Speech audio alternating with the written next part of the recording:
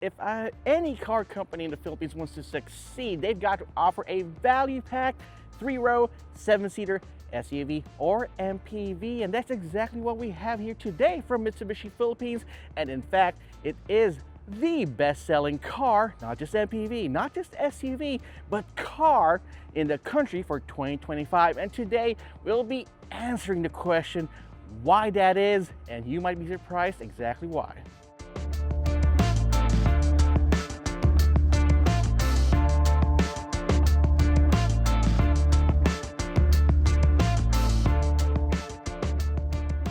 Now, for the past 6 years now, the Mitsubishi Xpander has been in the hearts and minds of the Filipino buyer. And this right here might just be its ultimate form. It looks cleaner, it looks a lot more stealthier and more modern with these cheeks design right here. On each side, you got your headlamps. You got your headlamps right here. They're T-shaped headlamps. Looks really nice. These are LED, by the way. And on top, what you might think would be headlamps, these are actually the DRLs. Now you got your camera right here. That's right. For 2026, the Mitsubishi Xpander finally gets a surround view camera system, a 360-degree camera system. Only took them 6 years, but finally we have it. Now, if you're wondering if it has fog lamps, it sure does. Right there at the bottom with this nicely sculpted lower front bumper. Now, I would have preferred the previous pre-facelifted model with its nice honeycomb grille design. In its place has this, it kind of looks like Bane from Batman. And it's like looking, oh, I look like this one right here, and this is the current model, and oh, we got this right here. But a lot of people would have liked this. Personally, I would have preferred the previous model, but it works out with the overall effect of the car anyway. Let's look at the side and see if there are any changes right there. Now, since this is a facelifted model, you might think that, yeah, there's nothing much different right here on the side profile, but you'd be wrong there, Buster, because they did update this just a little bit, make it a little bit more interesting. And we're starting with the color. This is called the green bronze metallic colorway from Mitsubishi Philippines, and I think it really fits the entire bill of the Mitsubishi Xpander this way. It adds a little bit of more classiness to the overall affair of the car. Plus, those multi-spoke wheels right here with the two-tone look kind of adds a little bit more to that classiness. But yeah, maybe it's just me, but having multi-spoke wheels on a car like this one might be a little bit overkill. And well, again, I would prefer the previous one, but here I know a lot of you guys are excited about the design of that look. You got a little bit more plastic right here at the bottom, breaking the design monotony of the overall affair. Plus, you got these overpronounced fenders right here in the front and in the rear, adding a little bit more muscle to the overall, what otherwise flat look of the Mitsubishi Xpander. Now, if you want a little bit more SUV look to the Mitsubishi Xpander, there's the Mitsubishi Xpander Cross with a black plastic cladding. But in my opinion, this one looks a lot cleaner, and your eyesight, I mean your little line of sight, actually focuses more on these haunches instead of the over fenders. And I like this design, to be honest, especially if you install this with the Mitsubishi Genuine Accessories package. We actually remember that fondly, and we like how that looked. I wonder how that looks right here in this car. And one of the biggest selling points of the Mitsubishi Xpander GLS is, of course, the class-leading 225 millimeters of ground clearance that almost matches that of the Mitsubishi Montero Sport. Now, in the past, the Mitsubishi Xpander Cross had exclusivity to that 225 mil of ground clearance, but since they matched that together with the previous outgoing model, I think a lot of people have been looking at this particular model to add a little bit more sportiness and ruggedness to the overall design. You still have these T-shaped LED tail lamps. You got your LED indicators right here. But what's a bummer is that the turn signals, though, are still has those bulb types, which kind of breaks the entire look of the car. But that's fine. You're not going to use that anyway that much. But what has changed, though, are the lower bumpers, giving it a little bit more aggressiveness to the overall appeal, but otherwise unchanged look of the Mitsubishi Xpander. Now, it still has the same non-power liftgate, giving you access to all this space on the inside. You see, you've got the third row seats right up here. You still have space for a lot of your luggage, a lot of your groceries if you ever need to, and you got these pockets right here, which when we first saw this in the Mitsubishi Xpander, we said, wow, come on, you got space for days on the inside. But let's talk about the inside later on. Now, if you need even more space, you can fold these rear seats down and they fold flat. So even more cargo right here in the back for all of your stuff. You can do your airport runs, like buying boxes right here. One bummer here though is that there's no illumination, no lights whatsoever. Maybe you can install your own DIY right here on top. It looks like it has some sort of divot for you to put it in, but as it stands, you'll have to scramble around in the dark if you want to check out all your stuff right here in the back.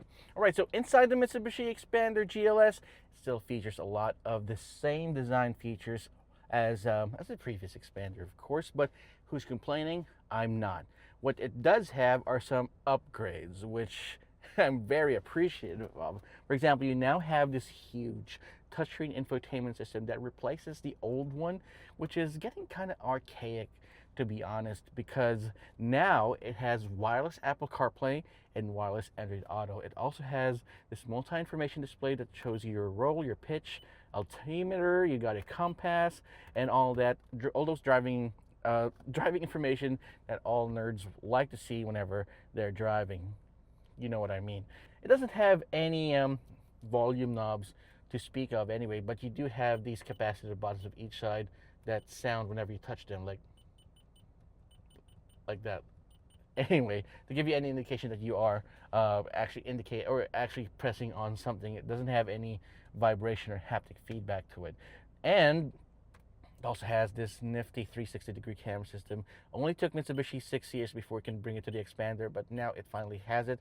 It helps you park the vehicle or give you a great estimation of your surroundings whenever you're driving in tight situations, which is very helpful. Makes the Mitsubishi Xpander GLS or the Xpander lineup even more appealing to a lot more buyers. So you got these, of course, it still has the same carried over design from the Mitsubishi Xpander of old. You have this horizontal design across the dashboard, typical of Mitsubishi SUVs.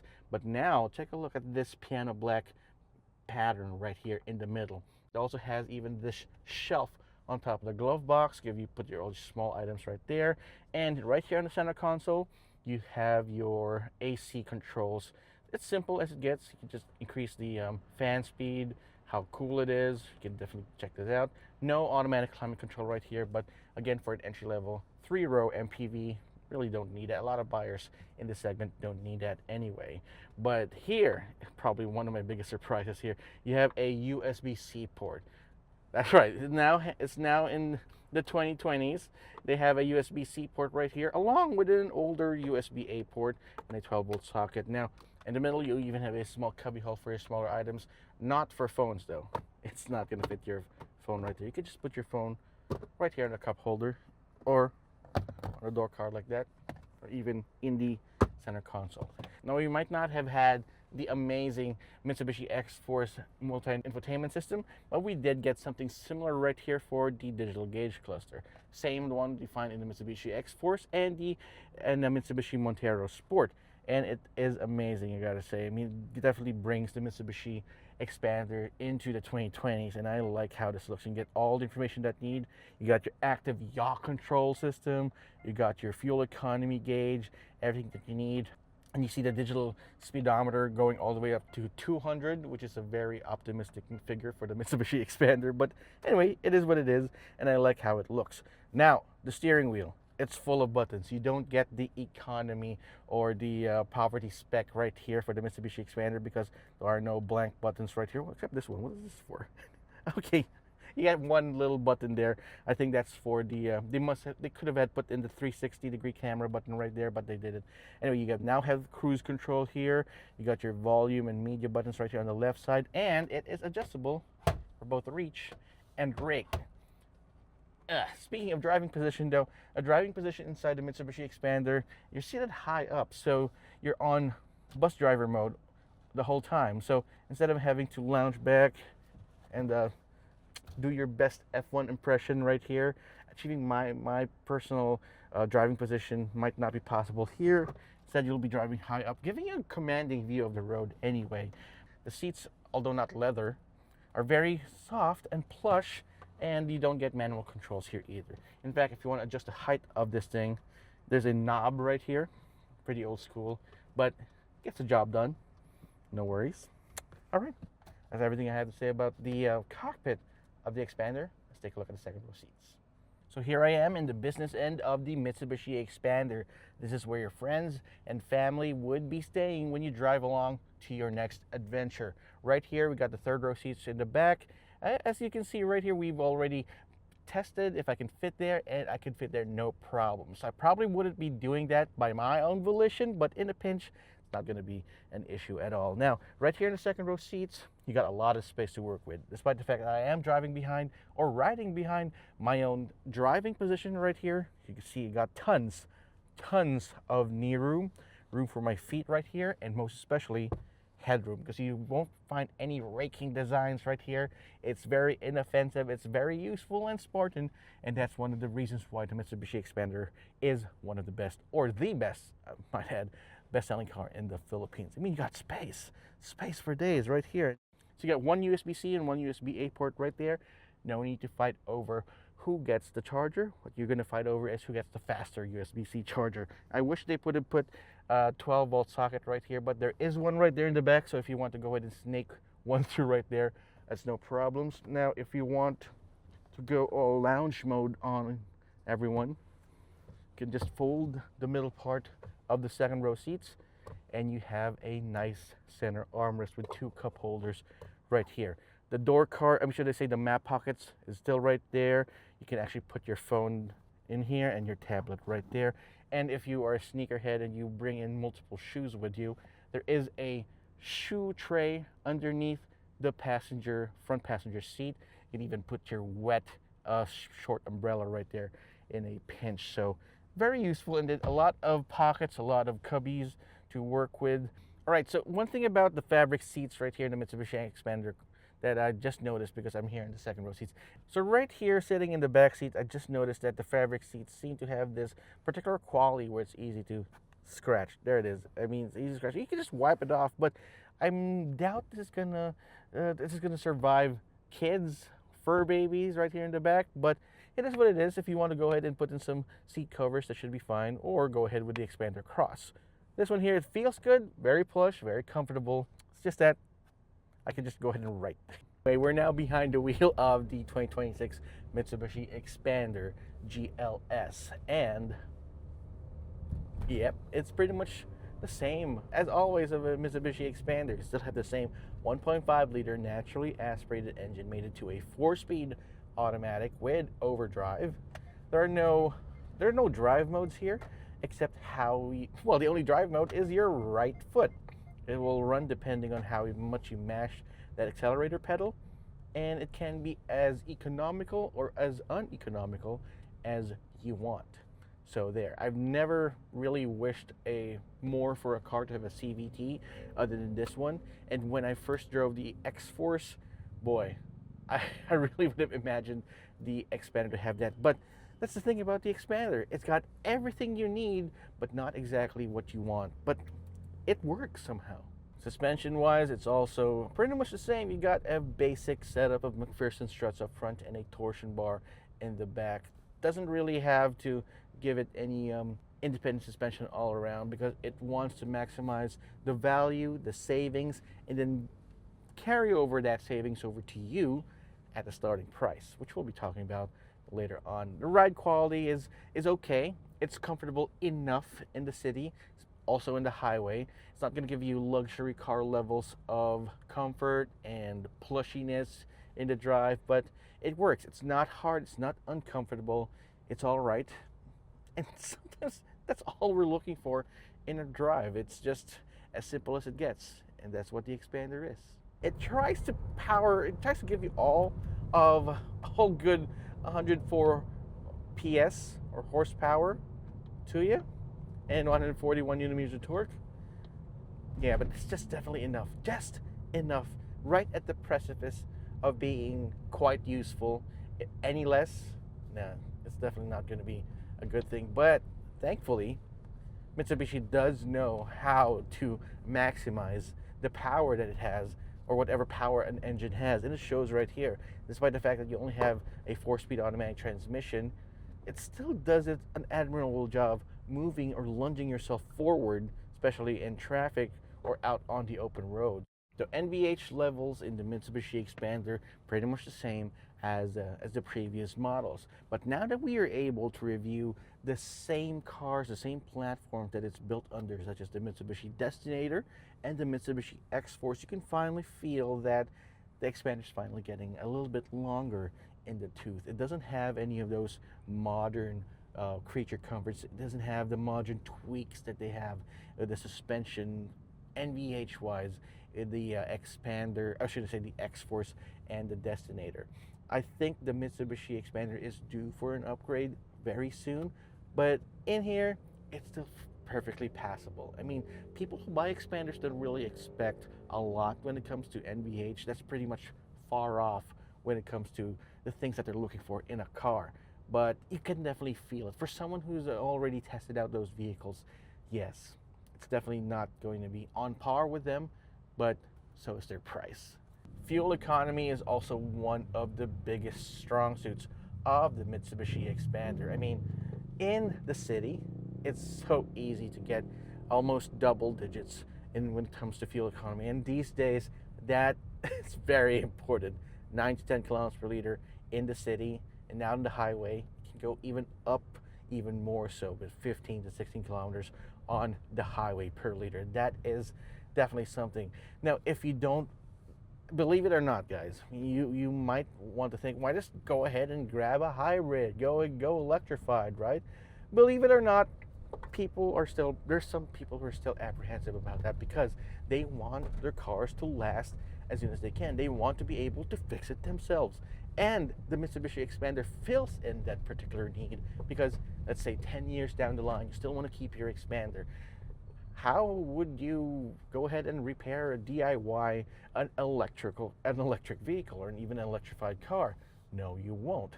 In the Xpander, it's easy. Grab some basic tools, grab some basic DIY instructions, and you can go ahead and fix this easy in your garage. And that's why people are still really apprehensive in getting a hybrid or an electric car. Safety features are very basic in the Mitsubishi Xpander. Again, like I said, that's the theme of the entire review anyway. Everything that you need, the very basic, the very bare minimum of what you need. Because again, that's what we're looking for. I mean, if you can go ahead, give us all of the features that we want, but we're not going to pay for it anyway. But so just go ahead, went ahead and gave us what we needed in the first place. You got multiple airbags, 2 airbags right here in the front. You got ABS with electronic brake force distribution. You got traction control in the car at this price. You got automatic brake hold. You got the 360-degree camera system with parking sensors. Come on, what more would you want from this car? This is definitely a very good, well-packaged vehicle from a very reputable brand with a good track record when it comes to their service, parts, and all that. And I think when it comes to safety, that's good enough, safety enough for me. So that's our review of the Mitsubishi Xpander GLS for 2026. Pricing for the Mitsubishi Xpander starts at 1,059,000 pesos for the GLX variant, or the entry-level variant, with, surprisingly, a 5-speed manual transmission. That's right, manuals lives with the Mitsubishi Xpander. Of course, if you want to get the full-fat version, the one we're reviewing today, this one starts at just 1,259,000 pesos, and you get everything that we discussed. You get the 360-degree camera system, you get the amazing 1.5-liter naturally aspirated engine, and most importantly, the space. But what makes the Mitsubishi Xpander the best-selling car in the Philippines? It must be what Mitsubishi Philippines has to offer in itself. Not just the car, but the service. Have you ever seen a Mitsubishi Xpander broken down on the side of the road? That's just a testament to not just the durability of the car, but the service that Mitsubishi Philippines gives to all of its customers. So you got to think about that. That's probably one of the biggest reasons why Filipinos buy cars in the first place. How long will it last? And so far, for the past 6 years or so, we've been seeing a lot of first-generation Mitsubishi Xpanders on the road, and I'd say that's a pretty good sign. That's why it's one of the best sellers. That's why it's the best seller. But what do you think? Drop me a comment in the comment section down below, and while you're at it, subscribe to our channel and hit that notification icon so you won't miss any of our videos. This has been Roy Robles from Zigwheels.Ph. I'll see you guys next time.